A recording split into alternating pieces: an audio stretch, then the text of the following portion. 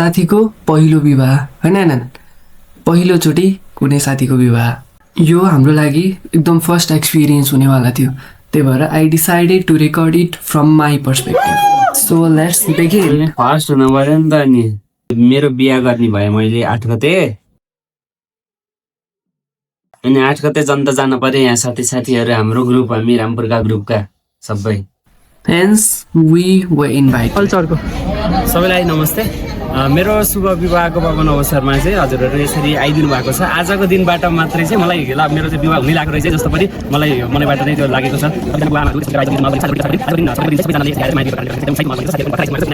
साथीहरूलाई के भन्न चाहनुहुन्छ? बाटोमा हुनुभएका साथीहरूलाई नि छिटै आउनु होला, यसलाई माहौल हामीले बनाउनुपर्छ भन्छ है म चाहिँ। ल एकेलाई के भन्न छ?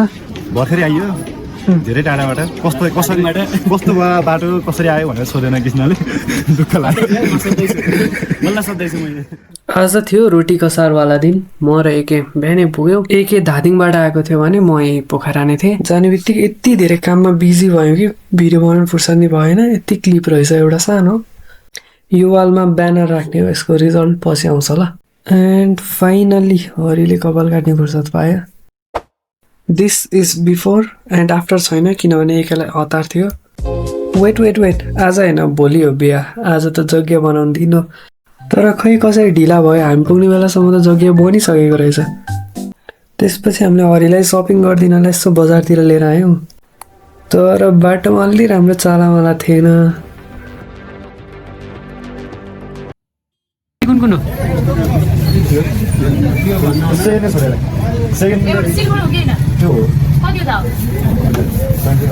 यति धेरै त करियर डिसाइड गर्ने बेलामा पनि सोचेको थिएन होला कि हामीले।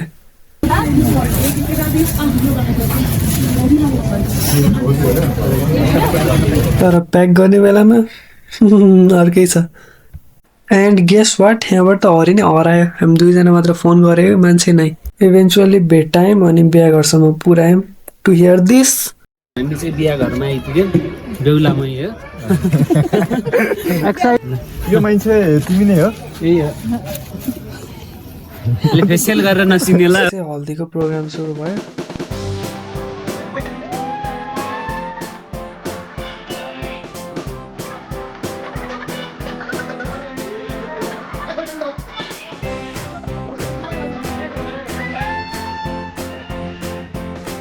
र हामी चाहिँ यहाँबाट निस्किँदा चाहिँ अराउन्ड 10 भइसकेको थियो।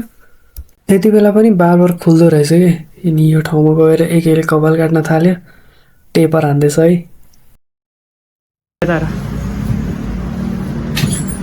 दादा यस्तो कपाल काट्न कहाँ आउनुपर्छ? यही नयाँ बजार। नाम? गुणेश कुमार। नाम? गुणेश कुमार। ल गुणेश कुमारमा आउनुपर्छ है। र कपाल काटेर हामी छुट्टियौँ अनि एकैछिनमा बिहान भइहाल्यो। ब्रह्मालाई लिन गएँ म। मिन भाइल उता यस्तो तयारी थियो है। भोलि कति बेला उठ्ने रे? भोलि हामी चाहिँ 1 बजे त यज्ञमा हुनुपर्छ भनेपछि 12:30 बजीतिर उठेर नुहाइ गरेर 1 बजेबाट हाम्रो यज्ञको काम सुरु हुन्छ। अनि कति बेला निस्किने? हामी 7 देखि 7:30 बजे ढिलोमा हामी निस्किन्छौँ। र 7 देखि 7:30 मा हामी घरबाट निस्क्यौँ। र यो चाहिँ हरिको घर जाँदैछौँ हामी, म र ब्रह्मा। कति बज्यो अहिले? कति बज्यो? कति बजे उठ्यो? 8 बजे 3 बजे उठेको थियो, 4 बजेबाट सुरु भएको। र हामी उहाँ पुगेपछि चाहिँ नवीनले पनि जोइन गरे हामीलाई, एन्ड मन्जिताले 2। यसरी सबैजना भेट भएर हामी लाग्यो हरिको जन्ती।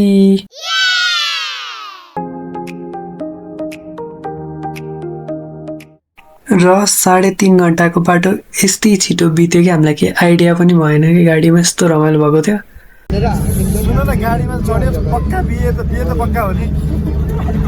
100% अब त्यो सिनियर सुन न, हामी आउँदाखेरि के पैसा खर्च भयो कि फोन राख्यो भने म बोल्दिनँ हेर, म फर्किन्छु हेर, अब म बर्दिया फर्किन्छु।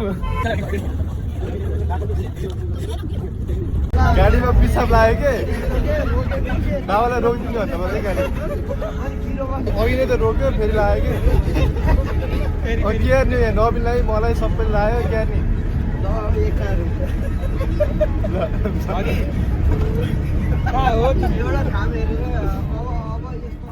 एन्ड अचानक टायर पङ्चर भयो अनि यो कस्तो आइरनी फिल भएको थियो क्या त्यो मोमेन्टमा कृष्णजी हेर्नुहोस् प्रायोरिटी वाला कुरा केही छैन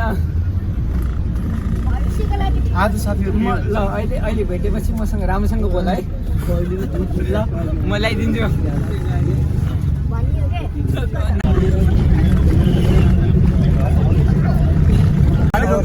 तिम्रो लागि भनेर यस्तो राम्रो भइरहेको थियो र फाइनल्ली हामी गैँडाकोट पुग्यौँ वाइल्ड गर्मी भयो क्या तर झर्ने बित्तिकै क्याचको बिहेको सुरुवात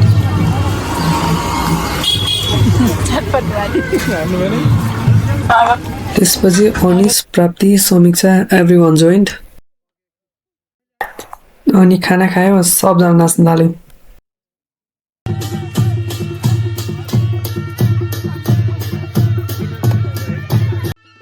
बेहुला बेहुलीको यस्तो रोमान्टिक डान्स छ फेरि बाजामा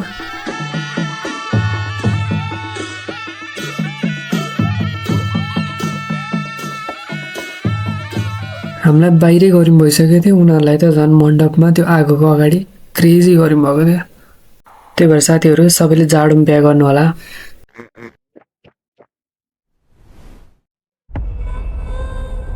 साँझ परिसकेको थियो अनि जुत्ताको बार्गेनिङ पनि भयो अलिअलि त्यसपछि विवाह सम्पन्न भएपछि हामी बसमा गएर बस्यौँ बसमा स्पिकर थिएन त्यही भएर we started singing on our own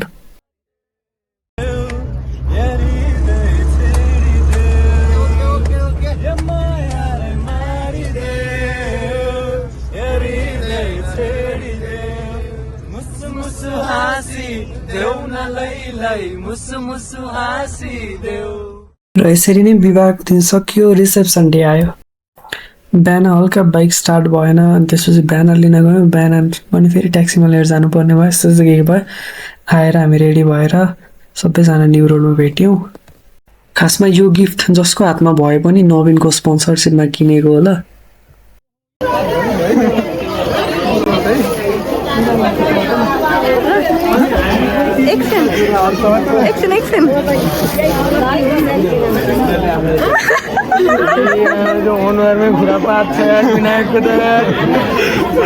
अनि फेरि we romantic dance step I found a love त्यस्तो छैन ब्याकग्राउन्ड अर्कै छ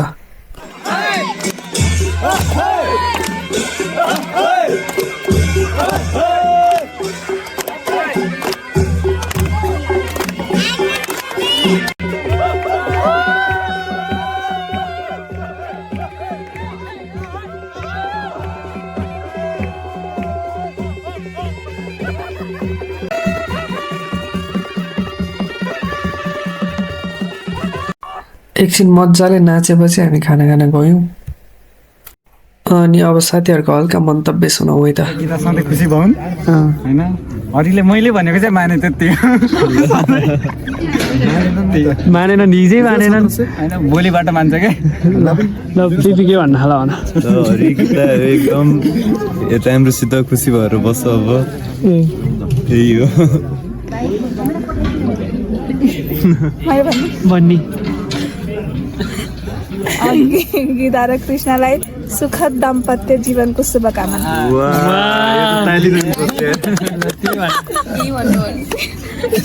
कङ्ग्रेचुलेसन्स ह्याप्पी म्यारिड लाइफ अनि सधैँ खुसी भयो त्यही ल सुखद दाम्पत्य जीवनको शुभकामना हरि दाइ गीतालाई सधैँ खुसी राख्नु होइन केही भयो भने यता हामीतिर कम्प्लेन गर्न आइहाल्छ तुरुन्तै ल कृष्णले त बिहे गरिहाले अब साथीहरूको लागि पनि नभएका साथीहरूको लागि खोजिदिनु आधा तोलाको सुनको औठी लगाइदिउँला होइन ल रेडी ल हरि र गीता एकदम खुसी भएर सुतेको मान्छेलाई के हुन्छ अनि त्यसपछि गीतालाई समस्या भने चाहिँ हामीले सम्झ्यो हामी आइहाल्छौँ लौरी लिएर आउँछौँ हामी